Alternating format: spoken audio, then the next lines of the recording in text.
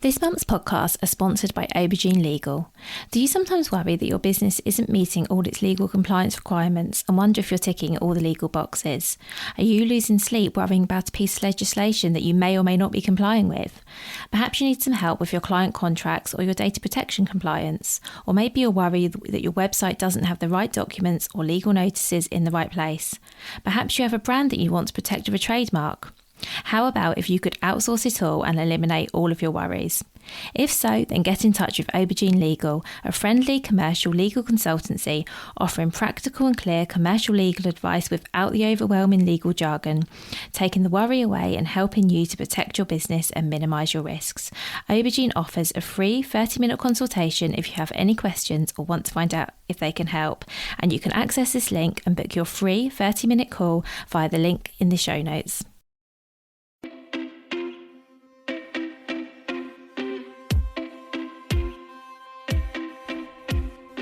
Welcome to the Bring Your Product Ideas to Life podcast. Practical advice and inspiration to help you create and sell your own physical products. Here's your host, Vicky Weinberg. Hi, so today on the podcast I have a slightly different episode for you. So if you're listening in real time, this week is World Autism Acceptance Week, and today I'm speaking with Trish ODwyer from a company called Autism Threads. So Trish is the owner of an online shop that sells t-shirts, prints and accessories to raise positive awareness of autism, support autistic people and autistic charities, and just start conversations around autism. She also writes a blog and a monthly newsletter, and Trish and I today, we do talk a lot about her products and how they came to be, how she created them and sourced them. But also importantly, we talk a lot about autism as well.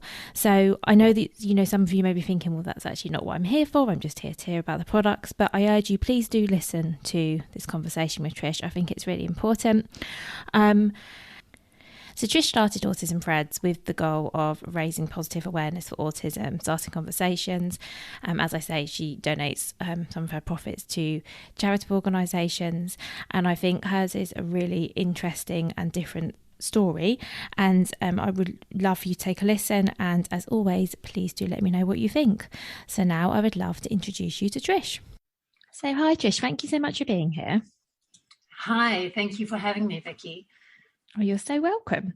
Can we start with you please give an introduction to yourself, to Autism Threads, and what you do, please? Sure. Myself, I'm Trish. You will pick up from my accent that I was born and raised in South Africa, although my mum is Australian, and I married a Brit. So there's a bit of everything in there. We live in Tunbridge Wells in Kent, and I started a business, which is an online shop called Autism Threads, a few years ago, mainly around our youngest son, Henry, who is 11. He is non-verbal autistic. He has ADHD. He's a little bit demand avoidant.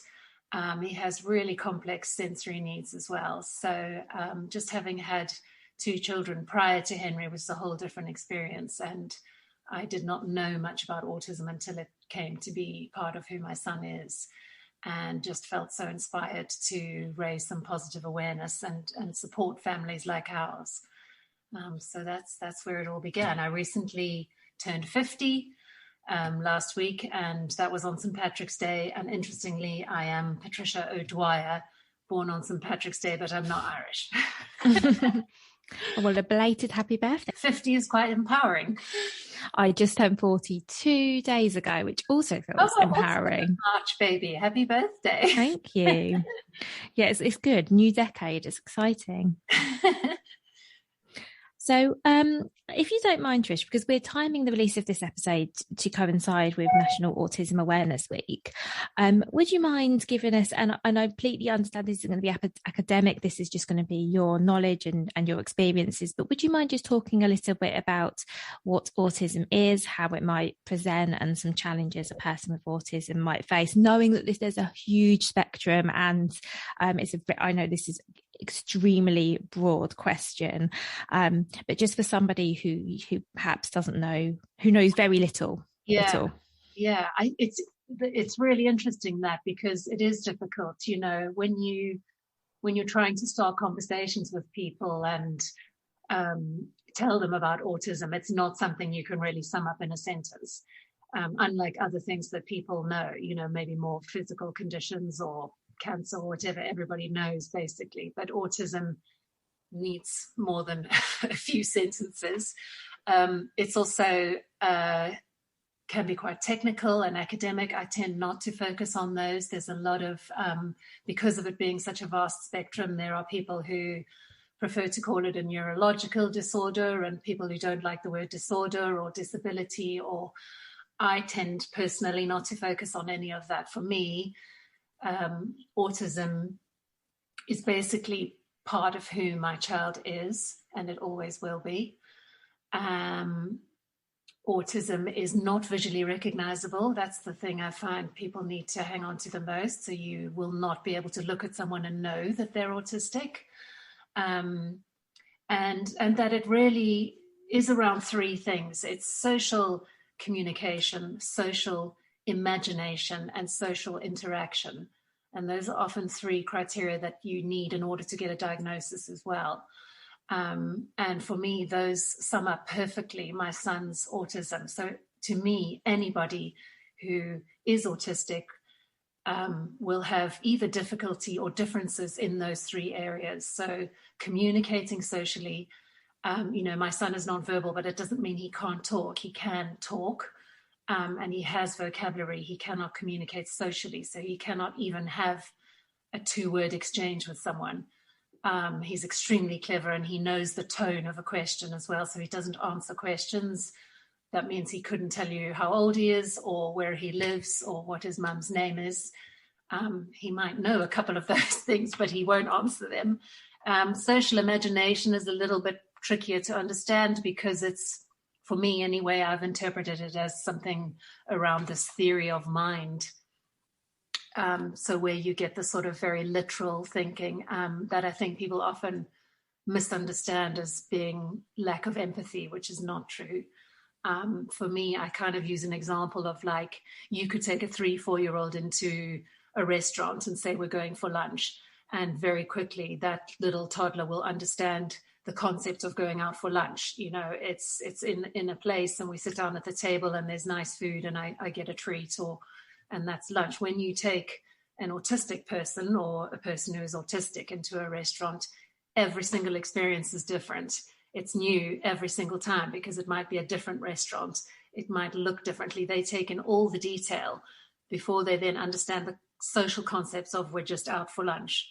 So that's the sort of more the social imagination side. And again, in vastly varying degrees. And then obviously the interaction. From difficulty with just struggling in group conversations and chit chats and banter and things like that to real one-on-one difficulty with interacting with any other person. And it really is because, they are such wonderful human beings. They are human like the rest of us, but their brains are wired differently. And that's all it is for me. I kind of don't go into the techie stuff too much. I'm just a mum. Thank you for that. And it's I find as well, it is really hard to sum up because every child, every person with autism, they're so different. I mean, as we all are so different. And I feel like you can't sort of say it's this or it's that. I was mentioning to you at the beginning of the call that my 9-year-old was diagnosed with autism.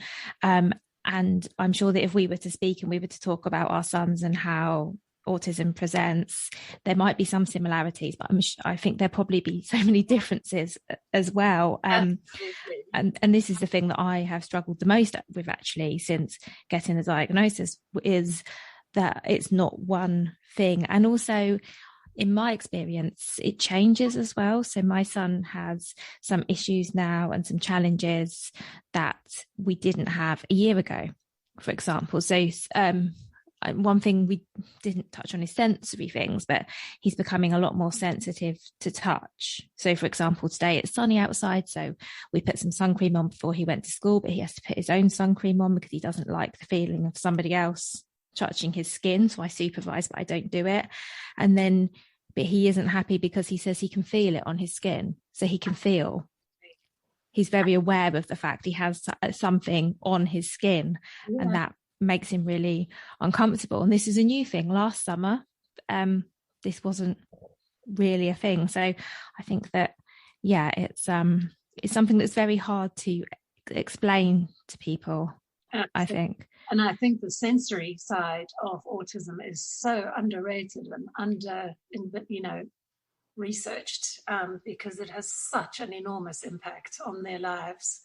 And also just because, an autistic person can communicate, like people, I think, often sort of think my situation is more clear cut because my son just doesn't speak, so he's automatically into whatever, a special school. But you can't, an autistic child doesn't know how to think the way we think. So for your son to describe how that cream feels for him, he can't change the way that's making him feel. We can't kind of just sort of negotiate with him and go, oh, well, it's okay, it's just cream, it'll sink in. It's not the same for them. And they feel things to a level that we could never imagine. You put yourself in his shoes and think of how much harder it will be for him to cope with everything else that's going on at school today because he's got this layer of cream on him.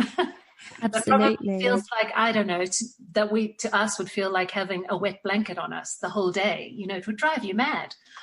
Yeah.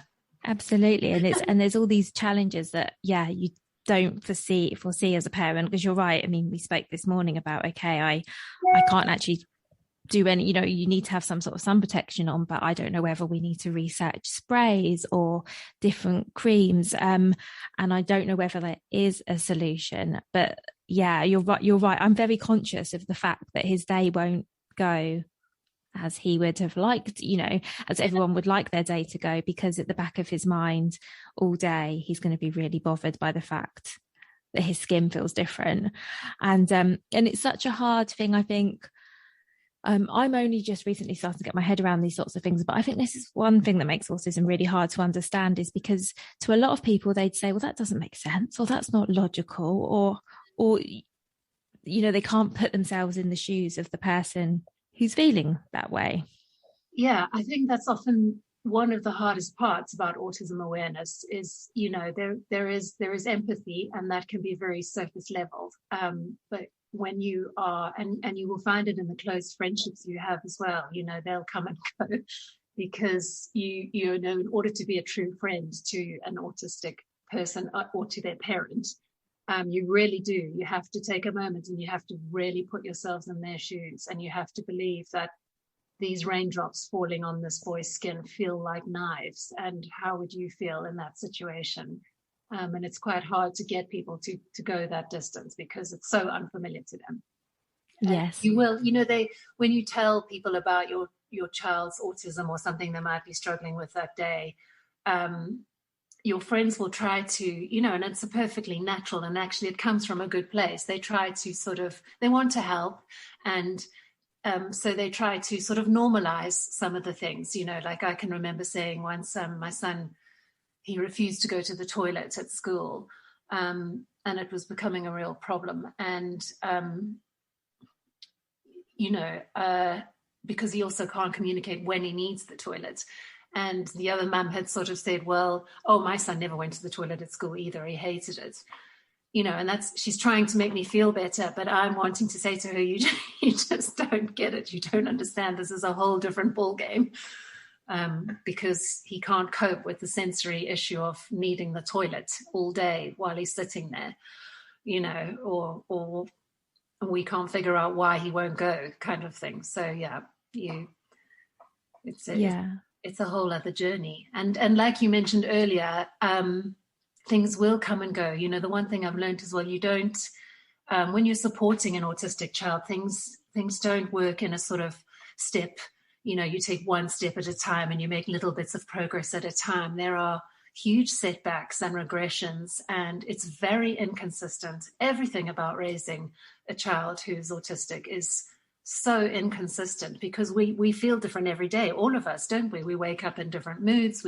Some days we feel more sensitive than others. And some days, they're developmentally in different stages or emotionally at different stages. So those added sensory things can have a huge impact through different stages of their lives and not others. And others, I guess, they will come to understand as they mature and learn to deal with or cope with better. But the stress of it will still be there.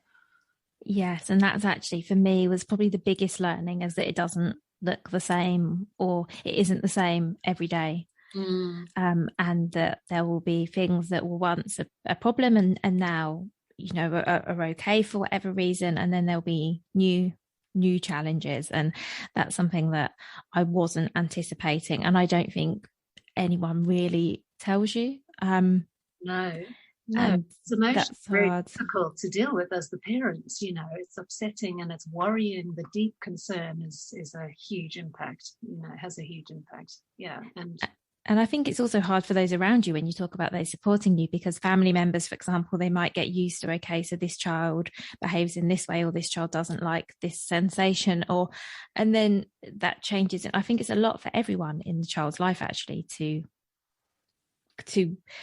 what am I trying to say? It's just hard, isn't it? It's just hard for everyone involved. Yes, it's very hard. And then, of course, you know, the other layer here, and I think we'll sort of lead a nice into talking a bit about your products, Trish, is that we're talking, you know, about how challenging it can be as the friend or relative of a person with autism, or the parent of a child with autism. But then there's, of course, everyone else in the world who has no idea.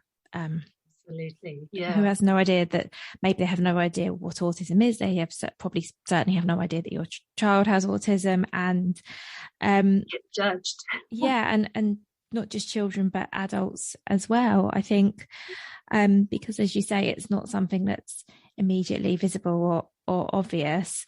As are lots of, you know, there are lots of people talked about, you know, lots of hidden disabilities. You can't necessarily tell someone has a visual impairment, for example. But yes, I think it presents lots of challenges. So it'd be really nice to talk a bit about why you set up Autism Threads and what your aims are really with the products that you sell. Yeah, I set it up for that, almost that exact reason. You know, I had my Henry, my autistic son, his siblings are quite a bit older than him. And I had been through the whole toddler primary school. Well, they were in primary school midway through when Henry was born. And then as his autism came to light, first of all, I had no idea what it was either. I mean, I'd never even heard of autism. I had absolutely no idea. I also thought it would be something visually recognizable. And I had no idea about anything to do with the world of special educational needs.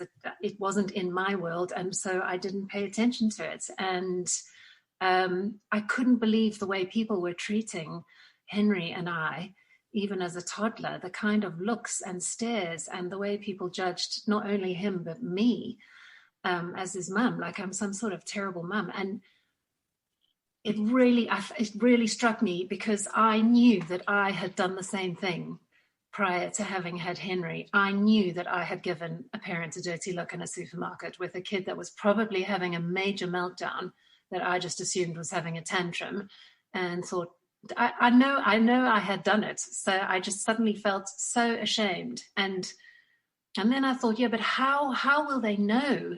You know, we're so desperate for people to find out about our child's autism and to ask us questions, and just for us to be able to explain, and for us not to have to kind of shout it out constantly. And even worse, you know, we go and apologize. You find yourself walking up going, I'm so sorry, he's autistic. We shouldn't have to apologize for them. And we're so desperate to talk to people, but they don't know to ask. I would never have had the courage to go up and go, oh, is he autistic? Imagine if he wasn't, you know. And so I just thought, I have to do something. I have to, you know, initially it started around my own son. I had no plans to set up a business. I just thought, I need a t-shirt. I need something visual, you know, so that people can get a quick heads up. And so I went looking for an autism type t-shirt, and I really didn't like what I saw, and thought, you know, a couple of years later, I just thought, you know, I just got launched into this world of special needs mums, and it just opened my eyes, and I just thought, I have to do something. I'm completely passionate about this, and I want the awareness to be positive. There's so much negativity out there, and there's so much shouty type of language. And I just thought that's wrong. For me, for people to accept autism, first they have to actually understand it, and they will never understand it if we don't give them the information. So I felt like with some of my products, they are, caption t-shirts with a whole sentence on the back. And it's not really about this leery message to everyone. It's just something for someone who's standing next to you in the queue or sitting at the airport, who notices something and can then read the t-shirt and think, and then they feel okay to ask those questions. Because as a mum, all I want is for people to just ask. Then I can talk about my child and my child's autism, because as we've mentioned, they're all different. And I cannot stand having to apologize for him all the time, so that's where it began.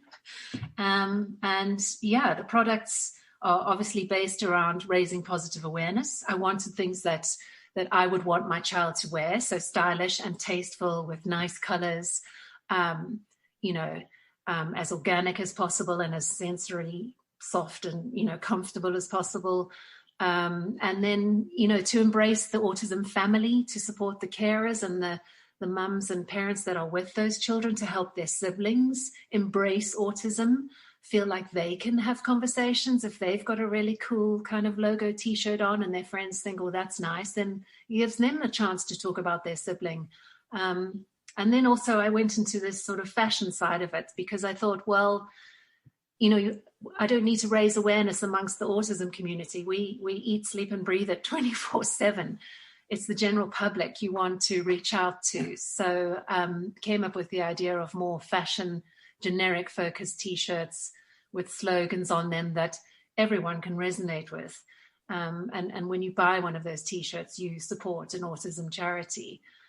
So started on that. And then the accessories, the smaller products, are things that are very affordable. They're typically things that you have with you when you're out and about. So lanyards and pin badges and tote bags.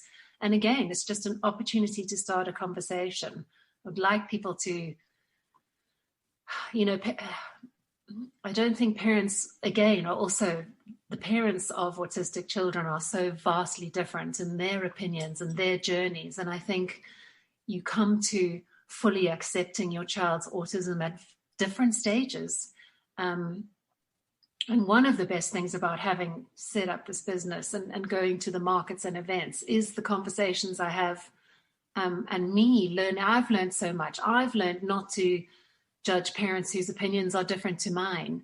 If you need to believe that the MMR jab caused your child's autism, that's actually okay.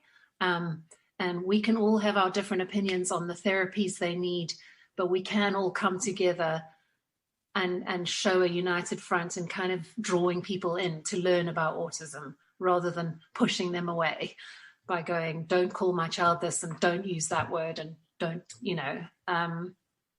So yeah, I've learned a lot in the process, and I've met some incredible people. So, and like you mentioned earlier, if my son's wearing that t-shirt and one person gets to clock it, then that's amazing for me. I'm not trying to, you'll never stop people's judgments. And some people don't want to know, even when you do go up and say, I'm so sorry, he's autistic. They go, yeah, sure he is. And you're like, oh, okay. I just, want one person at a time, and, embracing the community around us. Because it's invisible, the parents become invisible. And when you have a market stand or something, it's really fascinating, because you realize that literally it really is 1 in 10 people who walks by actually has a connection to autism. And that's amazing. That's amazing. We need to support each other more. That's really interesting. And I think you're right. I think since speaking out about my son's autism, I found out about, people, a few adults that I know with autism, or people who have children with autism. And I never knew that. And it's almost like, if you're on the outside, you just, well, not the outside saying it, but it's almost like you don't know until you know. Mm-hmm. And when someone finds out, if you're open with people and you and you talk about it, all of a sudden there are all these connections and people are happy to talk. But it's almost like until you have that diagnosis or you start going down, you start looking into it more, it almost feels like it's something that people don't talk about, and which is one of the reasons that I am keen to talk about it, as I know you are, because I just think the more of us that talk, it normalizes it. Absolutely. And it just, I'm not quite sure looking back why, not even looking back, but just, I'm not sure in general really why, but it is something that people don't tend to want to talk about. And in fact, I know for myself that sometimes if I mention my son having autism, there are people who will ask questions and want to know more. But then there are other people who are clearly uncomfortable and almost look like they wish you hadn't said that because they're not quite sure what to say. And they'd rather just not have that conversation. Yeah, I mean, partly why I put so much information on my t-shirts so that you don't have to. I mean, it's quite funny because when you have a market stand as well, it's amazing how autistic people can behave. They've come to a market supposedly to shop, and yet they don't want you to make eye contact with them. They don't want you to go, "Hi, would you like to look at my t-shirts?" It's hilarious. So yes, I think the subtlety of the information sometimes allows people to absorb as much as they want to or not, and it certainly gives them a starting point as well, because obviously you don't want to feel like you don't really know. And I've also had the standard, I can't count how many times people have gone, "Oh, well, the only thing I know about autism is the Rain Man," or, yeah, you get that, but you just have to rise above some of that. People are using very sort of social language, and then I've learned to just become, I used to get pretty angry, not at them, but I used to get really stressed about it and want so badly for people to understand, but you have to be a little bit more polite and accepting and just go with what's in front of you and take your opportunities to be as positive as you can about your child's autism. And you're very brave. It's not an easy thing to do. It's a complicated world. And I totally get parents who don't want it known. If you are faced with a child who is in a mainstream school, you've got a whole other ball game going on compared to the education journey my son's on, for instance. And I've learned to fully embrace that as well. And I do get it. And I think they will come to it at some stage. And sometimes it's matched with how much their own child is prepared to accept of their own autism. I've met children, 11-year-olds or whatever, who are they think they are amazing. They are so proud of their autism. I rock it. I need this one-to-one support in my class. I'm good. There's others for whom that journey is completely different. And also autism has been perceived so badly in the past that you can't blame these parents. I mean, why would you want someone to think you're, these really crazy ideas people have of autism, and then they start judging your child, and that's difficult too, So I think it's really important for us, especially autism parents, to just embrace each other. Absolutely. And what I think is one thing is talking about how it's perceived and talking about it. One thing that I quite like actually is, because my son is young, he doesn't, and the first he heard of autism was when he got his diagnosis. So he didn't know anything about it. He didn't know there was no stigma, there was no shame. If anything, he loves having, it sounds really silly, he loves having the label. He likes knowing this is why I think like this is why these things bother me, and he's fully embraced it, which I love. And he really likes to tell people about it, because for him it's such a big part of who he is.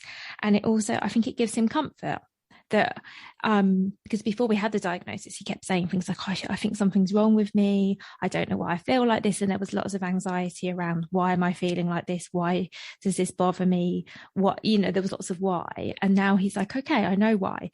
And I really like the fact that he's, I will almost want to say almost proud of having you should be the diagnosis.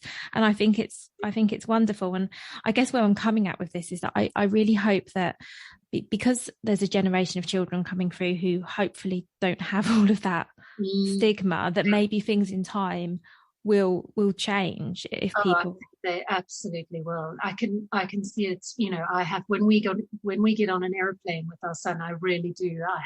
He absolutely loves flying. He gets very, very excited for takeoff. And so I feel for me, it's important to just mention to the people in the front of his seat and the people behind. I usually put one of his siblings behind because he does a lot of stimming and rocking in the seat. And I'm always blown away because it is always the 20-somethings who are absolutely amazing and cool and totally fine with it.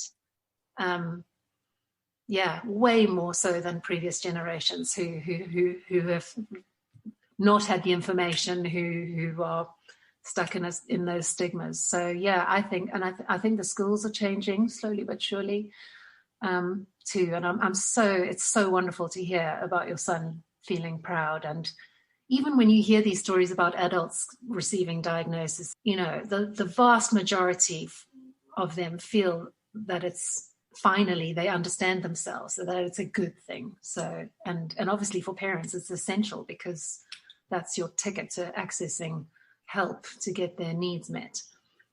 Yes, and I know we are going a little bit off topic here because I do want to come back to your business, but I think it's really conversation, and I really hope people are enjoying it. And I've noticed actually the last couple of weeks, I guess as we're coming up closer to Autism Awareness Week, I've been reading lots more stories of adults who are diagnosed with autism at a later age, and every story that I've read has been really positive in terms of how the person feels about their diagnosis. And I think every single story that I've read, the person has said, you know, something along the lines of finally.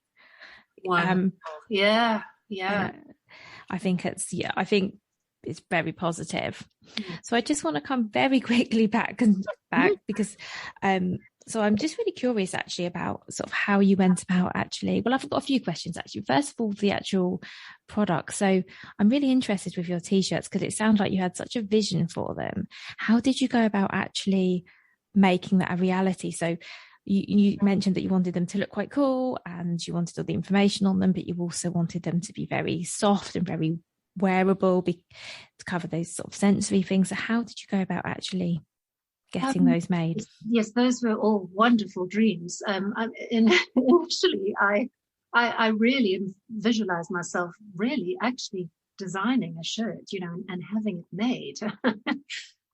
That doesn't work in the real world unless you have got vast quantities of money and you come from a fashion background and you personally know suppliers and pattern makers in China. And yeah, so I got some wonderful advice from a local friend who is very involved in fashion, who said, don't go there. You know, you have got to think, first of all, you've got to think about, imagine adding up how much every t-shirt costs. Then you need it in every single size available, because obviously I'm going from children all the way through to adults. And if you want to buy a t-shirt from a supplier with no label in it, that actually costs more than buying the t-shirt with the label in it. So it's like, okay, so those will just need to be cut out because I can't afford that. And so, yeah, you have to adjust. I absolutely stuck to my own sense of colors and fashion that I would want for my own son to wear.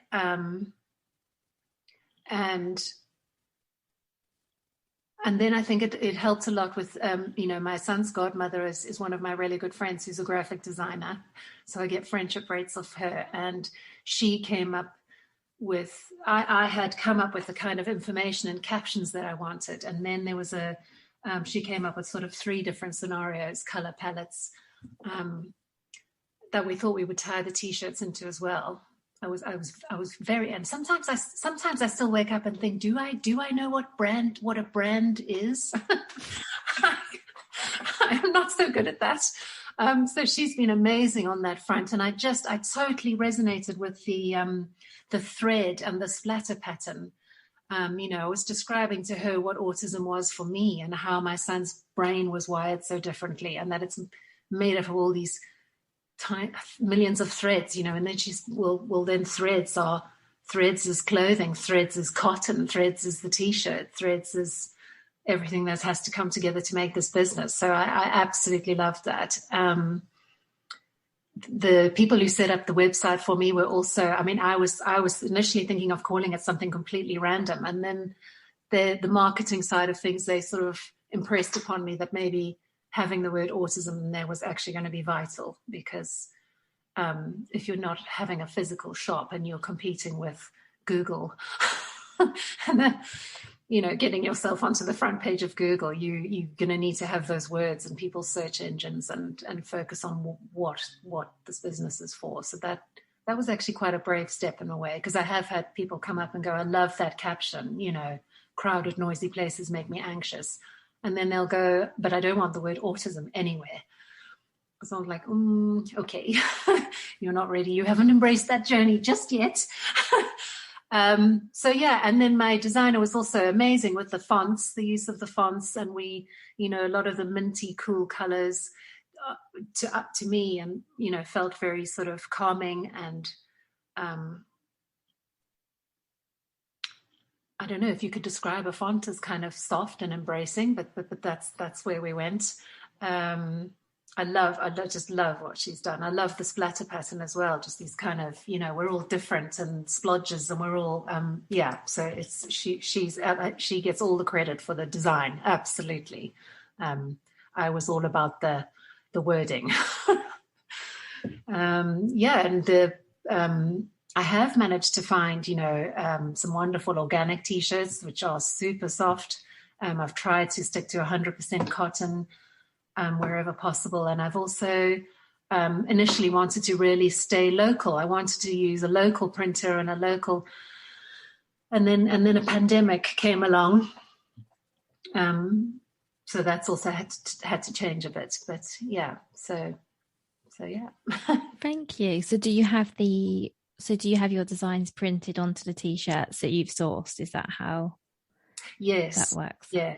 Yes, so source the t-shirts and have them printed, and I've had to change. Sadly, two of my printers have gone out of business during the pandemic, so you have to start all over again. But that is what it is for everyone. Yeah, and that is really sad. And thank you for being so honest about all of that as well, about how you had a vision for the t-shirts and how you would do it, and how that didn't quite go as planned, because you do sell t-shirts. You do have these physical t-shirts that you sell, even if like the means is not quite as you envisioned at the outset, because I think I'm really grateful for you to be really honest about that, because you don't know what you don't know. And quite often I think it could have put you off. You could have sort of said, oh, well, if I can't get someone to manufacture these t-shirts to my exact specification without a label, and you could have said, oh, actually, if I can't have it exactly as I want it, do you know what, I'm just going to give up. I'm not going to do t-shirts. And I think that's understandable. People do make these decisions. So I think it's really commendable that you actually said, okay, no, I can't do it exactly how I thought I was going to do it, because I didn't know, but actually there is another way around it. Because I think it can be so easy to be thrown off when things aren't quite as simple or as straightforward or as inexpensive as you think they might be. Absolutely. And it makes you really focus on why you're doing what you're doing and who it's for. And it became, because of that, it became something like, well, let's embrace the whole autism community. There's neurotypical siblings who will happily wear a cheaper fashion t-shirt. What are we trying to do here? Is it about the feel of the t-shirt, or is it about the message? And overall, for me, it became about the message.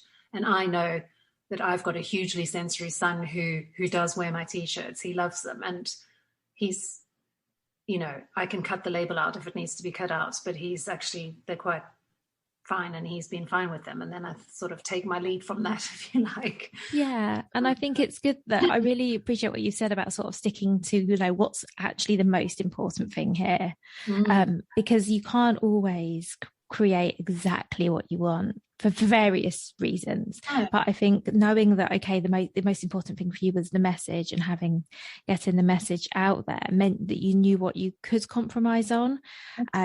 And I think that's really good, because we all have to compromise somewhere. Yes, you'll never get the perfect scenario. And then you also have to sort of remove yourself a bit and think, well, for me as well, I I don't come from a fashion background, so I'm, this can't be about some gorgeous fashion, as much as I probably had dreamt of things like that initially.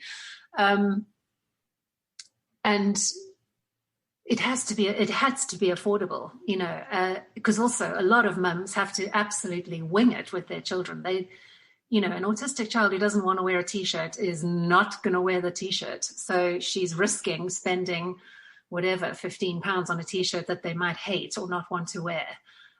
So there's no way I could make it, as a small business. I would have, if I'd covered those designed my own clothing and wonderful fabric, they would have been so expensive. And I just think that would have, again, so many of these autistic families are struggling,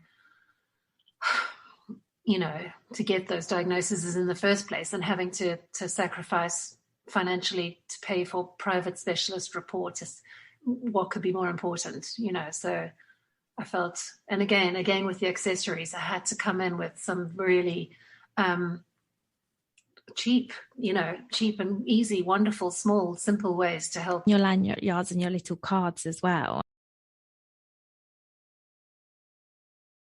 And I think, and I think it's really nice to have that, because you're right. If there's someone who says, well, I'd quite like a t-shirt, but I don't know if I can afford it, or because I don't know if my child will wear it.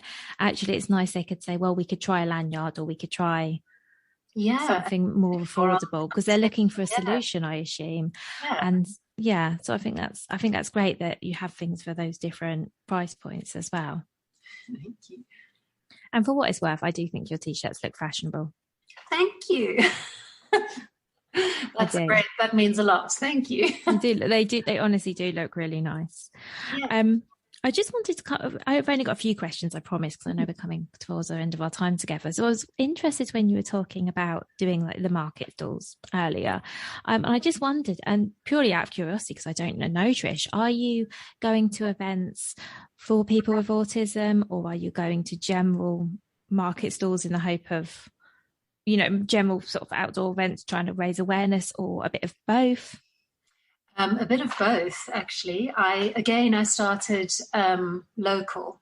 I just felt if you've got to, when you set up a small business and it's just you on your own, you start with your friends and family, don't you? And they all get suckered into buying one of your t-shirts and following you on Instagram. And honestly, for the first 6 months or so, those were my only sales on my website, were my own family and my relatives, and then the net broadens, and it's your friends and it's your social group, and then it's where you live. For me, it's the community, it's the other mums in my son's school. It's so I did come across some local general events that I think the lady who ran them probably thought it was very brave to do, but I did. I don't know. I don't know why I do these things. I just felt I needed to start. And it was quite interesting because, I was in this beautiful little hall in Tunbridge Wells, and people were selling earrings and candles and gorgeous things. And then it was me. But my designer has made my market stand, look amazing as well. So, it really does draw people in, and even just to see people walk past. And then I thought, it doesn't even matter. It doesn't matter if I don't sell anything, because all these people are going to walk past this stand and see the word autism. And I mean, that's epic. And the number of people who came and did buy one of those little small accessories as a way of contributing towards the charities my product supports was incredible. And then suddenly people were like, oh, my godson's autistic. And so many people who were like, oh, I've never seen things like this before. And the idea that they could even maybe buy their autistic relative a gift, which is amazing, because that's really hard to do as well, buying presents for autistic children, who, particularly mine, who's not accessing education. You can't just Google boys' toys for age 5 to 7, because that's not going to cut it. That was amazing as well. And so I did start out very locally, and also those were the stands I could afford. And then I do now look for autism specific events, and I've been invited to a number of schools, and I've had a lot of success with the Christmas markets at some of the schools who have really big learning support departments, or special needs schools, their Christmas markets. I'd love to tap into the really big autism events, but I'm not in their price bracket for their stands just yet. And also I'd have to turn up with so much stock. I'd have to sell, I don't know, 700 T-shirts to break even at the National Autism Show in London. I do visit it, and I have some friends at stands who take my postcards and things and spread those around for me, which is amazing. And that is something I really genuinely is one of my goals to aspire to get to the really big autism events. Thank you. And I think it makes exact sense what you're saying, to start small and start local, because, well, for lots of reasons, as you say, for the cost, but also you were talking about how your first sales on your website were friends and family. Personally, I think that's a great way to start, because people are going to then wear or use your products, and other people will ask where they came from. I think word of mouth is how a lot of small businesses get off to a start. And I think even if your first however many customers are all people that you know, or your neighbours, or whatever, it doesn't actually matter. You just need to get the ball rolling somehow. And I'm always surprised when people who have their own small business aren't telling their friends and family about it, because some people do want to keep it a bit close to their chest. But my advice is, tell everybody and anybody, because you never know who somebody knows either. Absolutely. It's amazing the connections that you can make just by talking about what you do or what your friend does. And it really is, it's such a I was advised about some of these things, but I don't think it really hits home until you actually do it. And your website isn't going to sell your products. I mean, it's quite shocking realization. You sell your products, and this website, you have to really work really hard. And it starts with word of mouth. Absolutely. Yes. And also even getting people to your website in the first place. I mean, I think it's very easy to think, I'm going to put up a website and then I'm going to sell my products. But actually creating your website is almost the ezy part, isn't it? And totally. Then it does not work like that at all. It really is mind-boggling. And you imagine it as if it's a shop front, but you don't have the footfall because people aren't seeing it. You can still Google autism T-shirts now, and my website probably come up on page 7. I mean, who scrolls past even the third entry? So to work your way up the Google pages takes an enormous amount, and it's the kind of work that you never thought you'd ever be doing. Admin-y type stuff, and asking people for reviews, and so I still have a lot to learn on SEO. I think the thing is, running a small business is that there's just so much more to do than you could have ever imagined. And, that's not even without the social media that you need to do and the marketing. And I feel like the list of jobs for a small business owner is never ending. And there are always going to be the things that are higher up on the priority list. And my advice, for what it's worth, for anybody who thinks, oh gosh, there's so much, is just focus on what's working. So, I mean, if you know your SEO needs doing, but actually you make most of your sales on Instagram, and think about your SEO when you've got the time and the headspace. I think that none of us can be doing all of the things all of the time. No, that is really good advice. And I found you kind of, the things that you're not that confident at, you avoid and procrastinate. And of course, there's nobody pushing deadlines on you, because it's just you and your own show. So that is really good advice. Focus on what works for you as well as what's working. And speaking of advice, Trish, I would love to get, and I promise this is my last question, I would love to get your top piece of advice for other product business owners or small business owners. What's the one thing you think people should know? It's a really good question. I think don't be sort of disillusioned by, or fooled by people's success, especially on social media. There's you see it and you can't help but think all of these businesses with their very pretty posts and are churning out the sales. That really isn't the truth. It takes years, pandemics aside, and like you suggested earlier, to focus on your passions and your strengths. You have to, you're going to have to work really hard. Things that you do in the background, you won't realize that will actually start to generate sales. You just have to keep at it. And I think you have to make it. You have to tell yourself, if you're a personality like me who's not full of self-confidence, you have to tell yourself that this is your business, because when you're a mum and you're working from home and it's your own small business, you can't believe how unimportant it can become to the rest of the family. They just seem to assume that it just does its own thing in the background, and you drop everything for loads of washing, for family lunches, for school runs, you have to keep making it important for yourself, treating it like a business. That's really good advice. Thank you. That's great advice. And actually, I've got one final question, if you don't mind. And I didn't actually queue you up with this one, so no problem if you don't want to answer. But I was just thinking that bringing it back to this week and trying to raise awareness of autism, is there one thing about autism that you would like people to take away? If they've got to the end of this podcast, and is there one thing that you'd like people to perhaps know or think about? For me, it's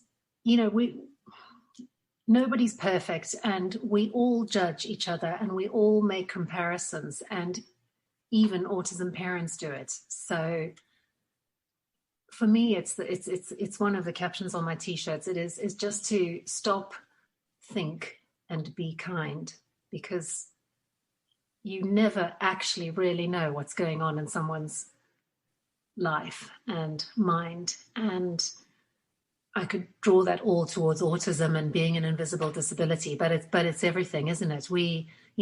It's the one thing we can aspire, we can look up to autistic people for, because if you ask an autistic person how they are, I mean, it's such a bizarre question. In our social world, we go, "Oh, I'm fine, thanks. How are you?"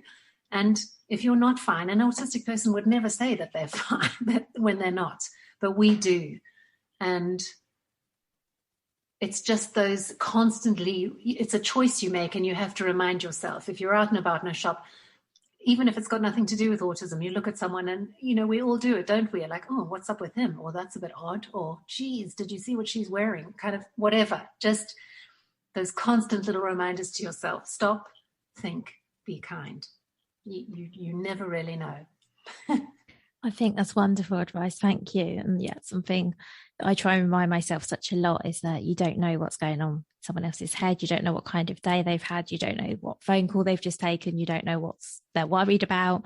And yeah, I think just remembering to just, be kind, as you say, I think it's great advice for all of us, all of the time. As autism parents, we are pretty intensely in our journeys, and I think some of the time we were just expecting people to be better, but they're not, and you just have to be, you have to be kind. Yeah. Well, thank you. I think that's a brilliant reminder for absolutely for everyone in all situations. I think that's something that we can all do. And thank you so much. Thank you for being here. Thank you for your time and for sharing everything. I really enjoyed talking to you, and thank you. I've loved meeting you, and thank you so much for having me. It's been an absolute honor. It's the first time I've done something like this, so it's a real treat. Thank you. Oh, that's exciting. Thank you. Thank you so much for listening all the way to the end of this episode. If you enjoyed it, please do leave me a review. That really helps other people to find this podcast. Make sure you subscribe so you don't miss any future episodes, and do tell your friends about it too if you think that they also might enjoy it. You can find me at vickyweinberg.com.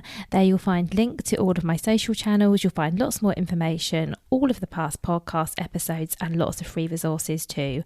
So again, that's vickyweinberg.com. Take care, have a good week, and see you next time. If you've been inspired to start a podcast in 2024, I really recommend my podcast host, Captivate. Captivate were my top pick when I started podcasting 4 years ago because of how easy it was for a complete novice like me to get started. I've stuck with them for the last 4 years because Captivate is still really simple to use. They keep adding great new features like the ability to share ads like these, and they've just been really reliable. So when you're ready to start your own podcast, you can use the link in the show notes and get a free 7-day trial with Captivate.